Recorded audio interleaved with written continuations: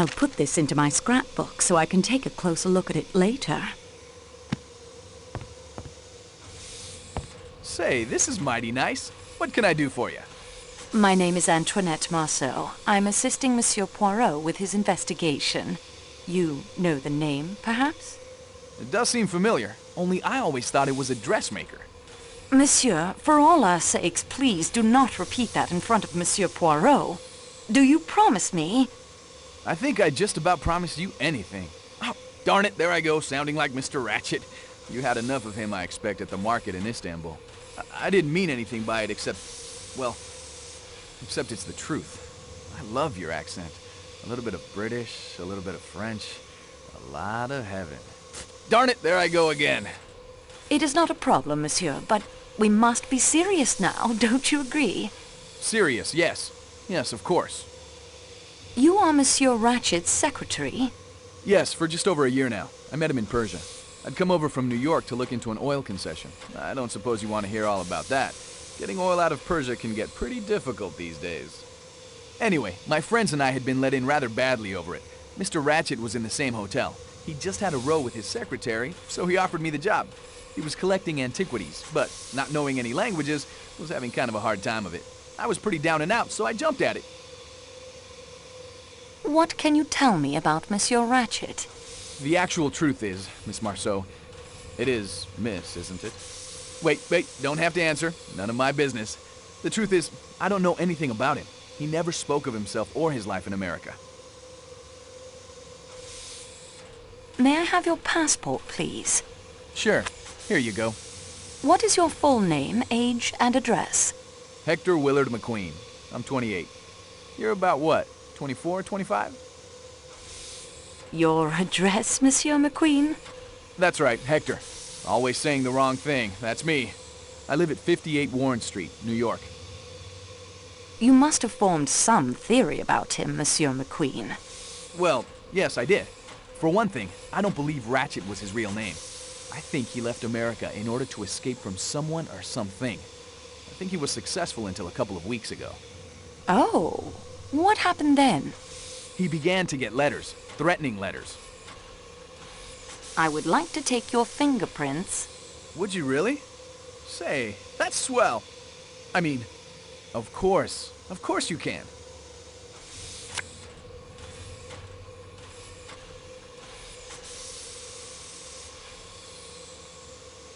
Did you see these threatening letters? Yes, it was part of my job to attend to his correspondence. Do you still have the letters? I've still got a couple in my files. How did Monsieur Ratchet act when he received the first letter? It's difficult to say. He passed it off with a laugh in that quiet way of his. But somehow, I felt that there was a good deal going on underneath the quietness. Did you know that Monsieur Ratchet had asked Monsieur Poirot to help him? No, I had no idea. Did you like your employer? No, I did not. Why not? I can't exactly say. He was usually quite pleasant in his manner.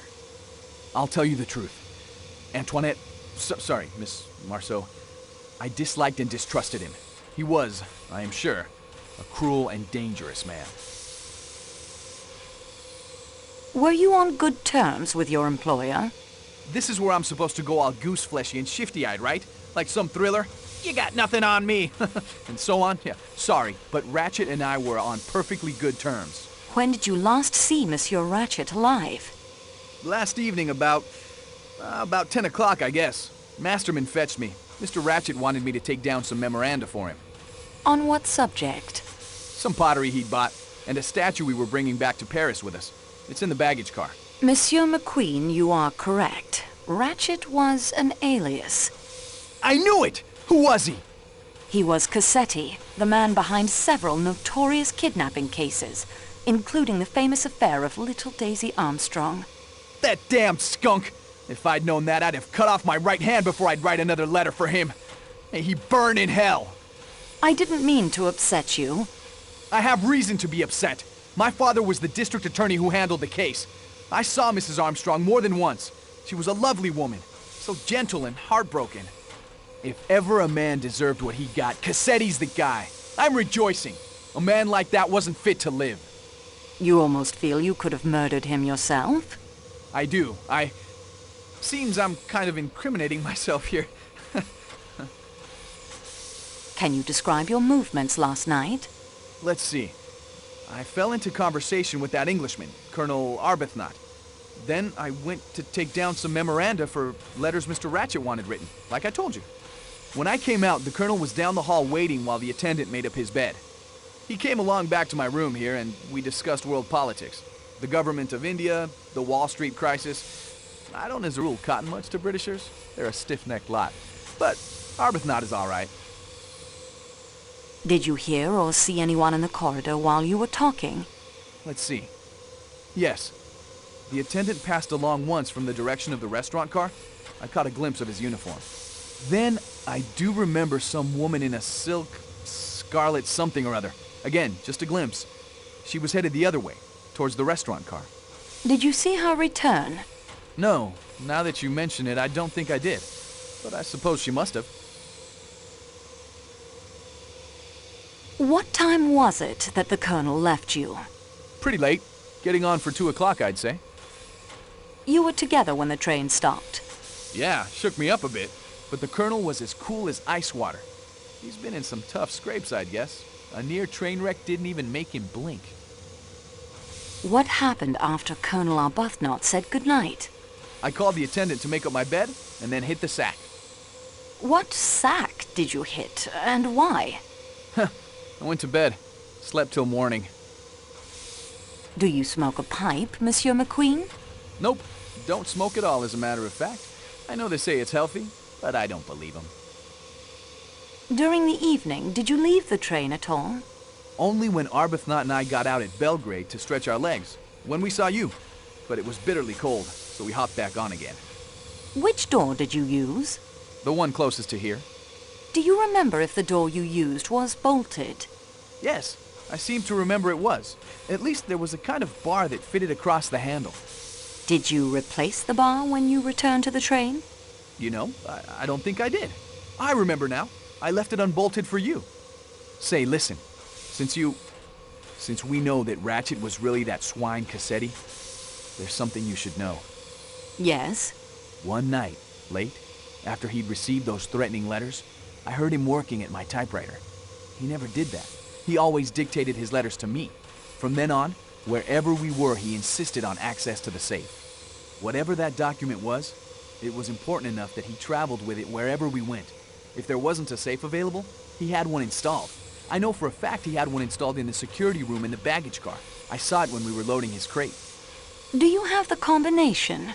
If he didn't trust me to type it for him, you really think he'd give me the combination? Merci, Monsieur McQueen. A good idea, but I've come up empty. I've already searched it.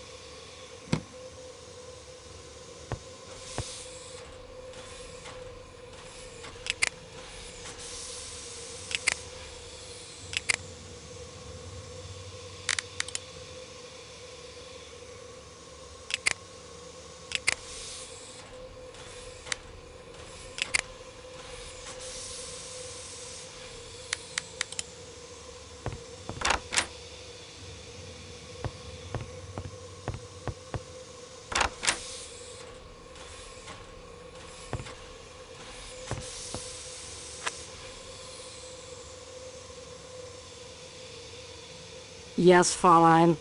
Frau Schmidt, I am helping Monsieur Poirot in the investigation of Monsieur Ratchet's death. Will you assist me? If I can. May I have your passport? Ja, here it is.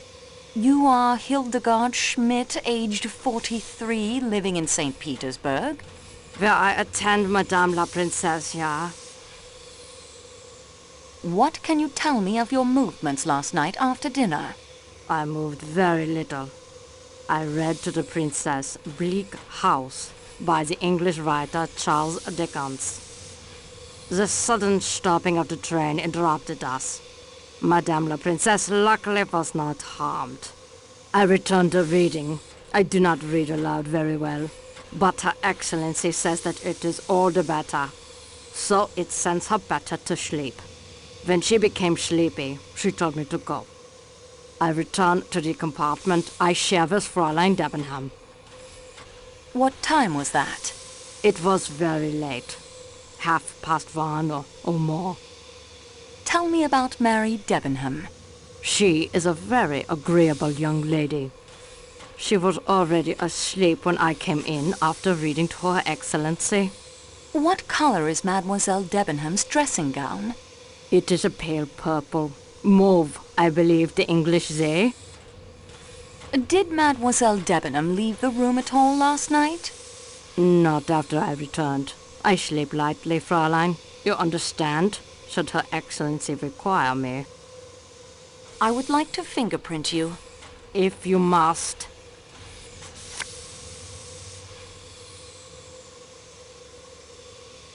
Have you ever been to America? No, never. I should like to go someday. Do you know who this man Ratchet really was? He was not wretched?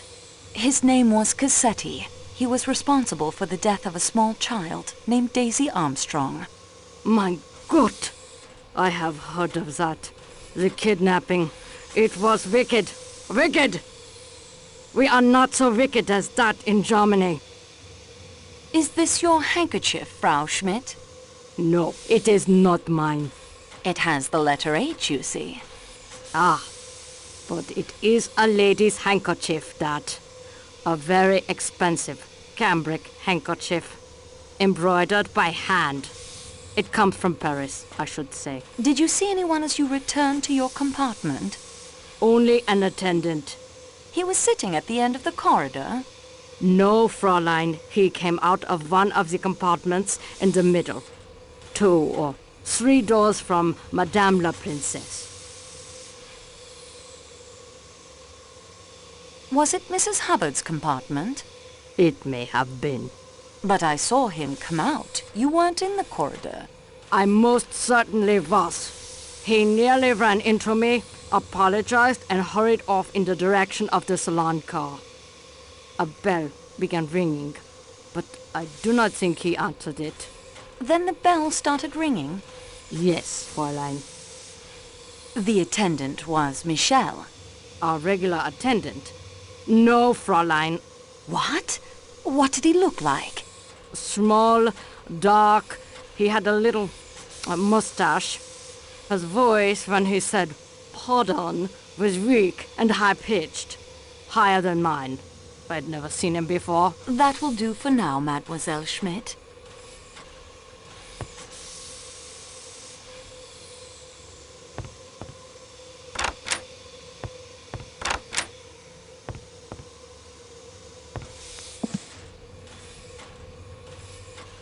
Hello, miss. There is more snow coming, I think. Greta, you know Monsieur Poirot has asked me to help him investigate the murder. Yeah, I have heard this. It is satisfactory with you? Very. Will you help me? I will try. May I have your passport, please? It is here. Greta Sigrid Olsen, 49, of Stockholm. Of course, I am a missionary now. Nurse at the school in Gemlik, and not much in Sweden. You gave Mrs. Hubbard a headache powder last night. Yeah, poor lady with the pain in the head. That was around 10:40, I believe. I am not sure. Did you leave this compartment again after helping Monsieur Poirot? His ankle is not so very injured, you know. I looked at it again this morning. I think he is not as brave as some of my little children. After Monsieur Poirot? I woke several times, of course, but it is because you were peeking out and leaving the compartment, not I. After that? When you finally settled down. No, I was very tired from all the activity. I slept. If I had gone out, would you not have noticed? I'm not sure. You were here in the lower berth. I slept until the morning. I slept soundly enough that you might have gone out again. I do not know about that, but I myself was sleeping. Your dressing gown is brown, is it not? Yeah, you have seen it for yourself. Very comfortable, of Jaeger wool. I would like to fingerprint you. But of what am I accused? Nothing, it's only formality. Oh, I am sorry. Please fingerprint me.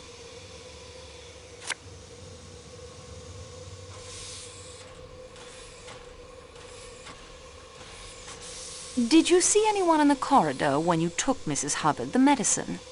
Not in the corridor, no. Somewhere else? I opened the door to the dead man's compartment by mistake. Mr. Ratchet, I was much ashamed. What did you and Mrs. Hubbard talk about? The pain in her head, it started at the back and sweep itself forward over her eyes and... Anything else? She asked me if the door between her compartment and Mr. Ratchet's is locked. I check it for her. And? It is locked.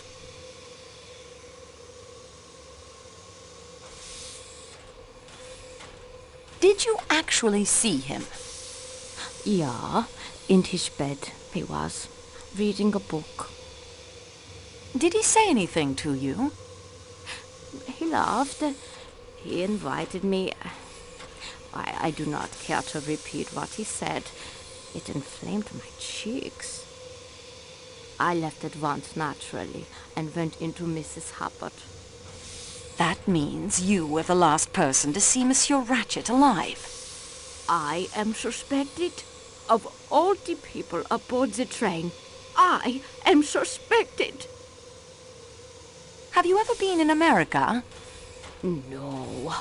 Almost I go once. I was to accompany an invalid lady, but it was cancelled. I much regret it. They are very generous, the Americans. They give much money to schools and hospitals, and they are very practical. Do you remember hearing of the Armstrong kidnapping case? No. What was that?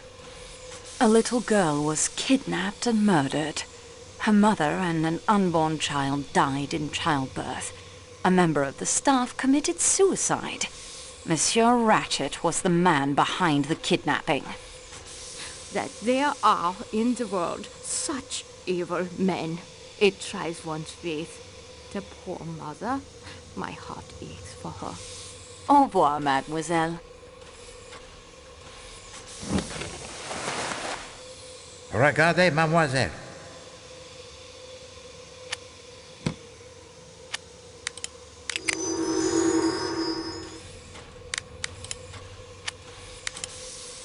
I know nothing, but if you would like to talk later...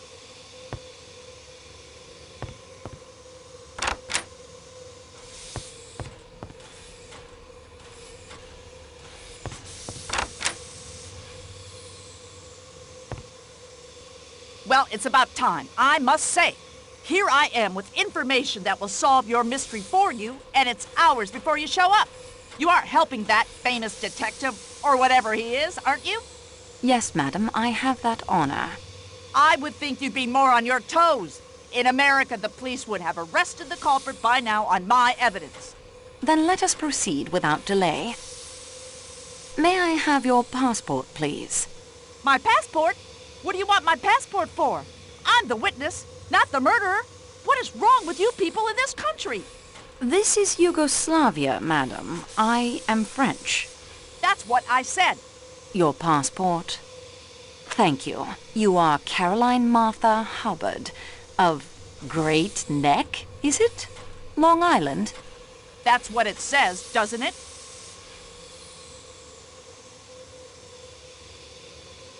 You are traveling to Paris to meet your daughter? Yes, that I'm supposed to sail for home the day after tomorrow. Though, how can I do that stuck here? I'll never know.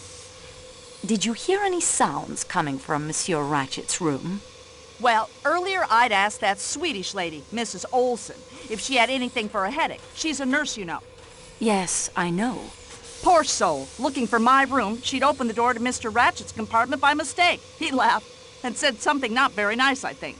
But I couldn't make it out. She said, "Oh, I make a mistake. I ashamed to make a mistake," in that bizarre accent of hers. And he laughed again and said something about her being too old. The idea! My late husband, Mr. Hubbard, and I enjoyed conjugal relations right up to the very end.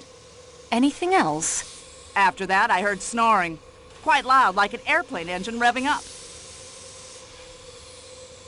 What color is your dressing gown? What an odd question. I have 2 dressing gowns, if you must know. A pink flannel that's kind of cozy on board ship, and a purple silk number that my late husband, Mr. Hubbard, gave me. But what in creation do you want to know that for?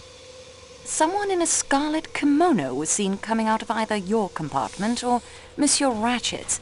It is very difficult to tell sometimes which is which when all the doors are closed. Well, it wasn't mine. Then it must have been Monsieur Ratchet's. That wouldn't surprise me any. I thought I heard a voice in there. I would like to fingerprint you. What do you have there? A typewriter ribbon? You're going to smear ink from that on my fingers? That was my intention. And how do you plan to clean that mess off afterwards? I have something to clean your hands with. Cocktail napkins? Good gracious, sweetie. What kind of fleabag investigation are you conducting here anyway? I appreciate your cooperation.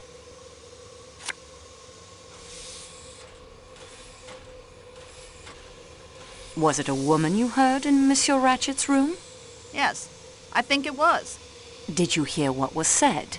Well, I didn't put a glass up to the connecting door and eavesdrop, for heaven's sakes. What sort of a person do you think I am? When was it you heard this voice? I have no idea. Sometime after the snoring died. Was it before or after the train stopped? After. After the man in my room that you have so far failed to ask me about. I woke up, heard the voice, and that was that. Tell me about the man you thought was in your room. At last. No offense intended, sweetie, but you foreigners do just about everything backwards. The man? Well, I was in bed. I woke up. All in the dark it was. And I knew, I tell you, that there was a man in there with me. In your bed? In my what? How dare you? No, in my compartment. I was just so scared I couldn't scream. I just lay there and thought, mercy, I'm going to be killed by some foreigner. These nasty trains. I just lay there with my eyes closed and thought of America. Somehow I got my wits about me and I felt about with my hand and I felt. Yes? The bell button. I pressed it and pressed, but no one came. I thought, mercy, what if they've murdered every single soul on the train? I went on pressing the bell, and at last, footsteps in the corridor. I dragged on my dressing gown, the pink one. I screamed, "Come in!" and switched on the lights, and would you believe it? There wasn't a soul there. Michel opened your door and entered. Yes, although considering the time it took him to arrive, he must have come by dog sled. He seemed to imagine I dreamt the whole thing. I tell you here and now, I'm not one to imagine things.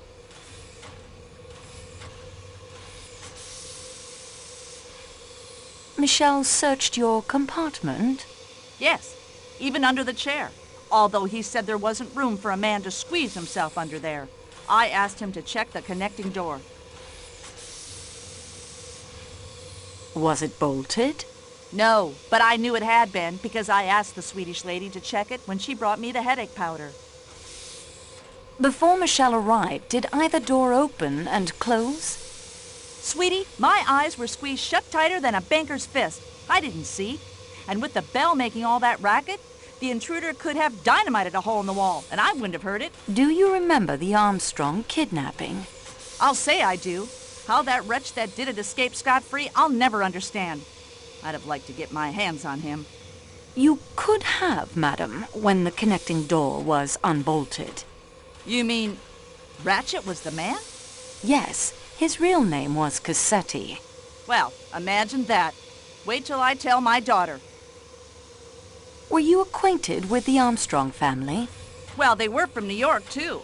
But no, they moved in a very exclusive circle. I've always heard that Mrs. Armstrong was a perfectly lovely woman and that her husband worshipped her. It was all incredibly sad. I would like to dust the doorknob of the connecting door for fingerprints. My, aren't you the little improviser? Be my guest, sweetie. Search the whole place if you'd like. I need a drink. Mrs. Hubbard, wait. You dropped this. That's not mine. I thought as it has the initial H on it. I've got mine right here. See? It's marked CMH, and it's a sensible thing, not that flimsy, expensive Parisian cambric. What good is a hanky you can't sneeze into? I won't find.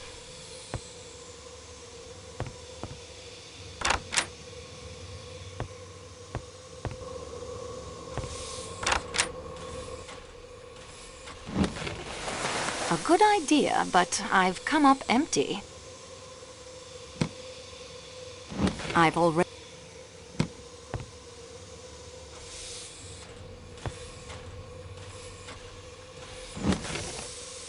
HMK.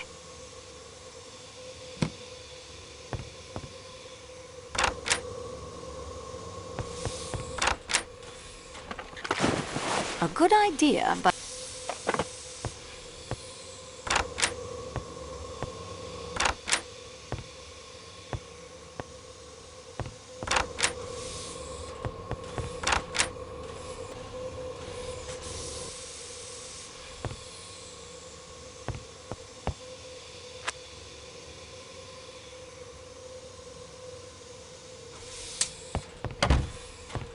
The bracelet is worthless, mademoiselle. It is copper only. I bought it outside the train station in Istanbul. For my arthritis. Take it if you like. I'm very sorry, Your Highness. I realize how this must look, but I'm only doing the job assigned me. I promise I'll return it to you, if I can. Ah, then I expect you would like to interrogate me. I believe that is the correct term. If I may... But of course, I am suspect just as anyone in the Calais coach must be. I am ready for the third degree. I have borrowed your passport, Your Highness. I noticed that as well. Natalia Dragomirov, 17 Avenue Kleber, Paris. You are traveling home from Istanbul, madame? Yes. I have been staying at the Austrian embassy. My maid is with me, as you saw in the marketplace. Could you give me a brief account of your movements last evening? Nothing could be simpler. After dinner, Schmidt, my maid, read to me. We were interrupted by the train stopping to avoid the avalanche. Then she read aloud to me some more, till quite late. Can you give me an idea of the time? If I were to guess, I would say it was 1:30. Has your maid been with you long? 15 years. Do you consider her trustworthy? Absolutely. Her people come from an estate of my late husband's in Germany. Forgive the personal nature of this question, madame, but what is the color of your dressing gown? My dressing gown? It is of blue satin. I regret to tell you that I must take your fingerprints. Dear me. With typewriting ribbon? Have you something I may clean my hands with afterwards? I have some paper napkins. Thank you, mademoiselle. Those should suit admirably.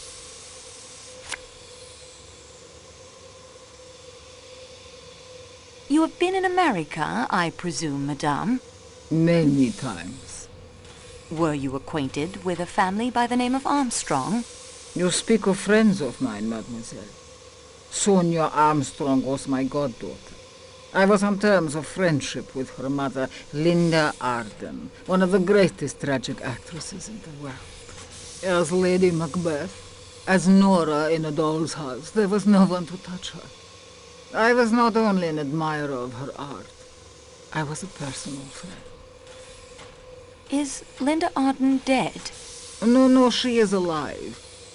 It is a sort of life. She lives in complete retirement. Her health is very delicate. She must lie on a sofa most of the time. Mrs. Armstrong had a sister, did she not? Yes, much younger than Mrs. Armstrong. And she is alive? Certainly. Where is she? I must ask the reason of these questions. What have they to do with the murder on this train? The dead man was responsible for the kidnapping and death of Mrs. Armstrong's child. Ah. In my view, then, this murder is an entirely admirable occurrence. You will pardon my slightly biased point of view. It is most natural, madame. Where is the younger daughter of Linda Arden, the sister of Mrs. Armstrong? I've lost touch with the younger generation. I believe she married an Englishman some years ago, but at the moment I cannot recollect the name. Mademoiselle, you will forgive me, but the one you assist, he who guides the investigation, no one has told me his name. He is Hercule Poirot, madam. Poirot. Of course. I thought his face was somehow familiar to me. Poirot on this train. It is destiny.